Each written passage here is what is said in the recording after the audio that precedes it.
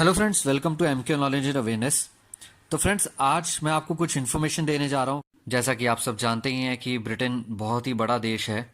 उन्होंने कैसे दूसरे देशों में जाके लोगों को गुलाम बनाया, उनके एम्बिशन क्या थे और किस तरीके से वो ये चाहते थे कि लोग हमेशा उनके अंडर रह के काम करें, उनके अधीन रह के काम करें।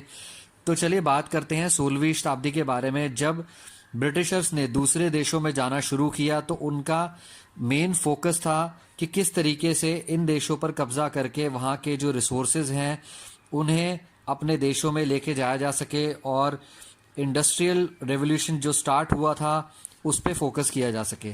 तो आप सब जानते हैं कि 16वीं शताब्दी में ब्रिटेन ने बहुत सारे जो उपनिवेश थे उन पे अपना आधिपत्य स्थापित किया, उन्हें गुलाम बनाया।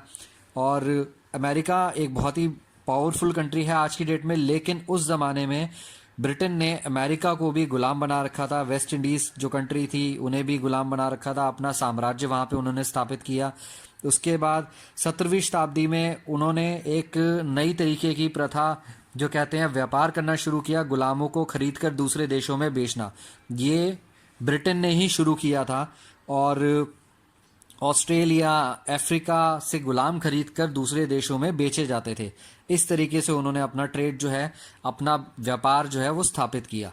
उसके अलावा उनका मेन फोकस था इंडिया पर, हिंदुस्तान पर, क्योंकि हिंदुस्तान में बहुत सारी चीज़ें जो थी उनकी पैदावार की जाती थी। और जैसे कि कॉटन, सिल्क, ये सब चीज़ें हैं, जो रिसोर्सेज थे, मसाले, ये बहुत ही एक तरीके से हम कह सकते हैं कि बहुत ही ज़्यादा पैसा दे सकते थे ब्रिटेन को। इसलिए ब्रिटेन ने अपना आधिपत्य स्थापित किया हिंदुस्तान में और तकरीबन 200 साल तक उन्होंने हिंदुस्तान पे हुकूमत की।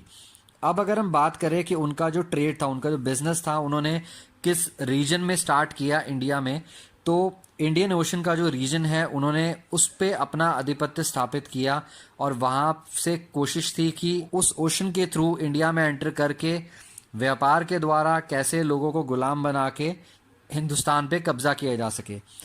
जब उन्होंने पूरे तरीके से, आप सब जानते हैं कि ब्रिटिशर्स ने एक कंपनी जो थी ईस्ट इंडिया कंपनी के नाम पर यहाँ पे अपना आधिपत्य स्थापित किया और उसके बाद उनका जो फोकस था वो ट्रेड के अलावा किस तरीके से लोगों को गुलाम बना के उनसे काम करवा के अपने देशों पे सामान लेके जाया जा सके और वहाँ पे जो रॉ मटेरियल या फिर जिसे हम कहते हैं कच्चा माल, उससे किसी भी तरीके की वस्तु या प्रोडक्ट बनाकर महंगे दामों में बेचने के लिए लाया जाता था। अब इतना सब कुछ होने के बाद ब्रिटिशर्स ने बहुत सारे तरीके के रॉ मटेरियल से, जैसे कॉटन, सिल्क, आयरन, स्टील, कोल, ये सब चीज़ें जो हैं वो अपने देशों में लेके जानी शुरू की। कॉलोनी बसाने का उनका जो सपना था वो उन्होंने साकार कर दिखाया और उसके बाद उन्होंने जितना हो सके वहाँ के रिसोर्सेज को अपने देशों पे लेके जाना शुरू किया। और इसकी वजह से ही जो ब्रिटेन जो देश है वो बहुत उन्नति कर रहा था, बहुत ही ज़्यादा डेवलप हो चुका था। और उसके बाद आप सब जानते हैं कि ब्रिटेन ने फ़िलिस्तीन, इराक, कैमरून, ये ऐसे क्षेत्र हैं जिस पे कब्ज़ा किया, वहाँ के रिसोर्सेज को भी अपने देशों पे लेके जाने लगे।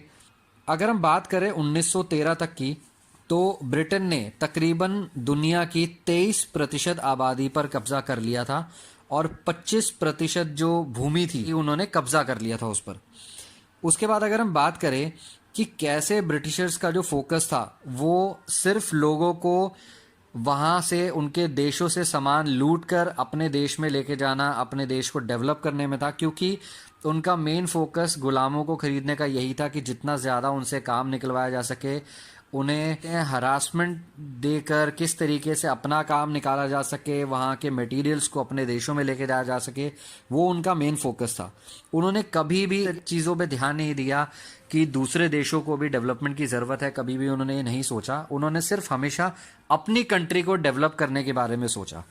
अब ब्रिटिश ईस्ट इंडिया कंपनी जो भारत देश में व्यापार कर रही थी और बहुत सारे देशों को उन्होंने गुलाम बना के व्यापार कर रहे थे वो लोग वहाँ पे, तो उन्होंने उन देशों पे डैम बनाने शुरू किए ताकि को ज़्यादा से ज़्यादा उनसे कर वसूल किया जा सके। पुल बनाने शुरू किए, रेलवे का निर्माण किया ताकि एक जगह से दूसरी जगह तक सामान तेज़ी से लेकर जाया जा सके।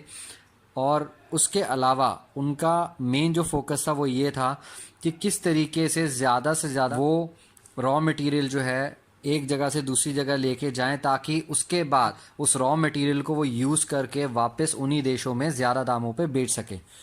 अब इतने डेवलपमेंट के बाद, इतनी उन्नति के बाद ब्रिटिश एम्पायर का पूरे दुनिया से पतन होने लगा, उनकी कॉलोनीज ख़त्म होने लगी, क्योंकि उसका सबसे बड़ा रीज़न था कि हर कॉलोनी में लोगों ने विद्रोह करना शुरू कर दिया। हर किसी को ये लगने लगा कि ब्रिटिशर्स जो हैं वो सिर्फ ईस्ट इंडिया कंपनी के नाम पे उन्हें लूटने आए थे, देश को कंगाल बनाने आए थे। और उसी के बाद अमेरिका ने ब्रिटिशर्स को अपने देश से खदेड़ दिया, ब्रिटिश राज को पूरी तरीके से ख़त्म कर दिया। वहाँ पे उन्होंने आज़ादी हासिल की, जैसा कि आप सब जानते हैं, और मैंने इस वीडियो में भी आपको बताया है कि कैसे ब्रिटिशर्स ने अमेरिका जैसी कंट्री पे भी राज किया है, उन्हें गुलाम बना के रखा था, किस तरीके से उनका शोषण किया था।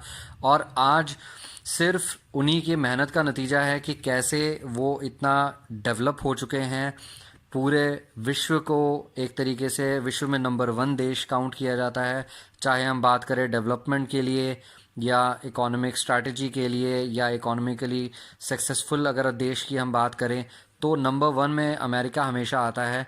ये सब उनका जो है फोकस है कि किस तरीके से अपने देश को इतना डेवलप किया जाए कि दूसरे देश वहाँ से टेक्नोलॉजी खरीदें और वहाँ की मैन पावर को सपोर्ट करें और वहाँ की टेक्नोलॉजी को पूरे विश्व में फैला सके। तो ये सिर्फ उनकी मेहनत का नतीजा है कि आज वो इस लेवल पे पहुँच पाए हैं। आप सब जानते हैं कि WHO हो या यूनाइटेड नेशन हो, बहुत सारे जो मेंबर्स हैं उनके वो यूनाइटेड स्टेट्स अमेरिका से ही हैं। तो ये एक बहुत ही बड़ी बात है कि किस तरीके से एक देश जो कभी किसी दूसरे देश का गुलाम हुआ करता था, आज वो इतना सक्षम है कि वो पूरे विश्व पर राज कर रहा है हर तरीके से। उसके बाद हिंदुस्तान है, उन्होंने भी जो है ब्रिटिशर्स से आज़ादी हासिल की और ब्रिटिशर्स ने ये चीज़ सोची कि अब उनका साम्राज्य है वो ख़त्म होने की कगार पर है, क्योंकि अब लोगों को सिर्फ अपनी आज़ादी से मतलब था कि किस तरीके से वो आज़ाद देश में रह सके, आज़ाद सोच के साथ रह सके। 1939 में जब सेकेंड वर्ल्ड वॉर शुरू हुई, उस समय लोगों को ये लगने लगा कि अब ये सही वक्त है कि किस तरीके से उन पे प्रेशर डाला जा सके और देश को आज़ाद कराया जा सके। द्वितीय विश्व युद्ध के ख़त्म होने तक ब्रिटेन को भी ये समझ आ गया था कि अब क्योंकि वर्ल्ड वॉर में बहुत सारा पैसा लगा था, उनकी जो इकॉनमी थी वो बहुत डाउन हो गई थी, बहुत सारे रिसोर्सेज थे वो बर्बाद हो चुके थे। इवन उनकी कंट्री में भी हवाई हमले हुए थे, क्योंकि सेकेंड वर्ल्ड वॉर, द्वितीय विश्व युद्ध एक ऐसा विश्व युद्ध था जिसमें सिर्फ सैनिक या सिपाही नहीं लड़े थे, जो आम जनता है वो भी लड़ रही थी, क्योंकि किसी भी देश से कभी भी हवाई हमला हो जाया करता था और बहुत सारे लोगों की जान गई थी उसमें।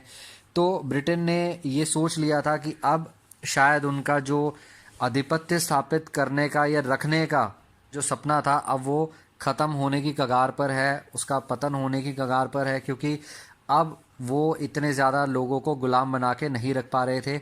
बहुत सारे लोगों ने इस पे विद्रोह किया, बहुत सारे क्रांतिकारी थे, नेता थे जिन्होंने अपनी जानें गंवाई, शहीद हुए सिर्फ देश को आज़ाद कराने के लिए।